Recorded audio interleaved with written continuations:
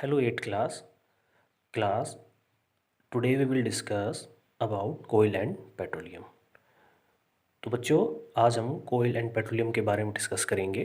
तो बच्चों सबसे पहले मैंने आपसे कुछ पिक्चर भेजी हुई है ना, उस पिक्चर्स को आप जब मैं बोल रहा हूँ तो आपको सुनते हुए उनको देखना है, ठीक है।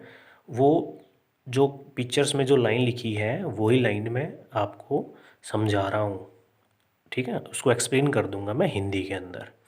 तो मैं हूँ आपका साइंस टीचर अनुज। तो बच्चों आज हम पढ़ेंगे कोयल एंड पेट्रोलियम के बारे में। तो देखिए, in our everyday life we use a large number of material for our basic needs. देखिए, हम अपनी दैनिक जीवन के अंदर बहुत सी मात्रा में, है ना, बहुत सी काफ़ी मात्रा में मटेरियल यूज़ करते हैं जिनकी हमें ज़रूरत होती है। अभी जो मटेरियल्स हैं ये कुछ नेचर के अंदर पाए जाते हैं, अपने आप ही पाए जाते हैं, और कुछ हम लोग बना लेते हैं, है ना। जैसे कि हवा, पानी, रेत, कोयल, पेट्रोलियम, नेचुरल गैस, मिनरल्स, ये नेचर अपने आप ही देती है, हम नहीं बनाते हैं इसको।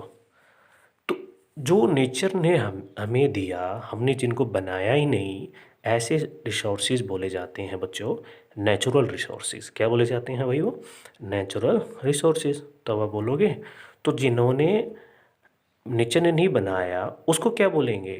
उन रिसोर्सेज को हम क्या बोलेंगे? तो हम बोलेंगे मैन मेड रिसोर्सेज, है ना। जैसे कि प्लास्टिक नेचर ने नहीं बनाया, हमने बनाया।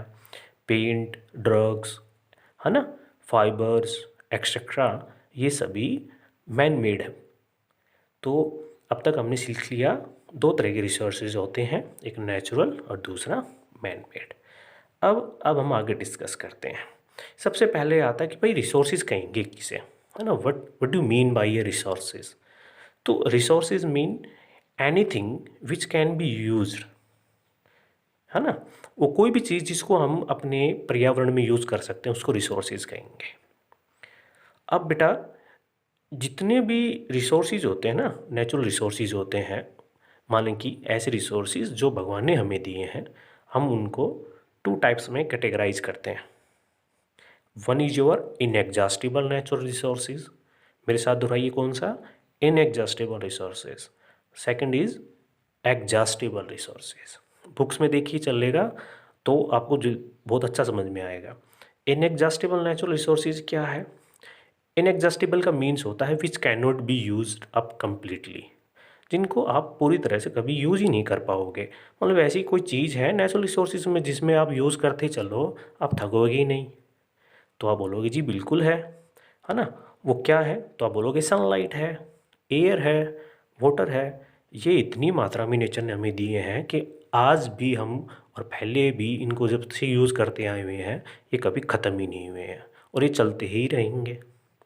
तो अब आप क्लू देख सकते हो एग्जॉस्टेबल के लिए, कि एग्जॉस्टेबल किसे कहोगे? Exhaustables mean something which can be use completely, जिसको आप कम्प्लीटली मतलब पूरी तरह से यूज़ कर लोगे। जैसे कि आप बोलोगे कोयल एंड पेट्रोलियम, बिल्कुल सही बात है।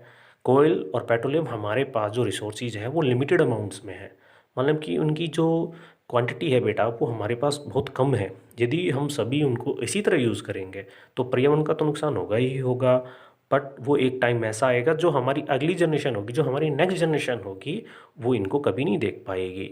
तो इसलिए हमें ये जो कोयल और पेट्रोलियम जो लेसन हमें दिया गया है, यही समझाने के लिए दिया गया है कि हम किसी ना किसी तरह इनको कम से कम यूज़ करें, ठीक है बेटा।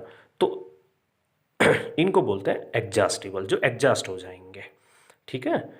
इसके अलावा हम पढ़ेंगे कुछ रिसोर्सेज जो होते हैं वो रिन्यूएबल होते हैं और कुछ नॉन रिन्यूएबल होते हैं। देखो, रिन्यूएबल का मतलब होता है जिसको रिन्यू किया जा सके, एक बार यूज़ करने के बाद दोबारा से यूज़ किया जा सके।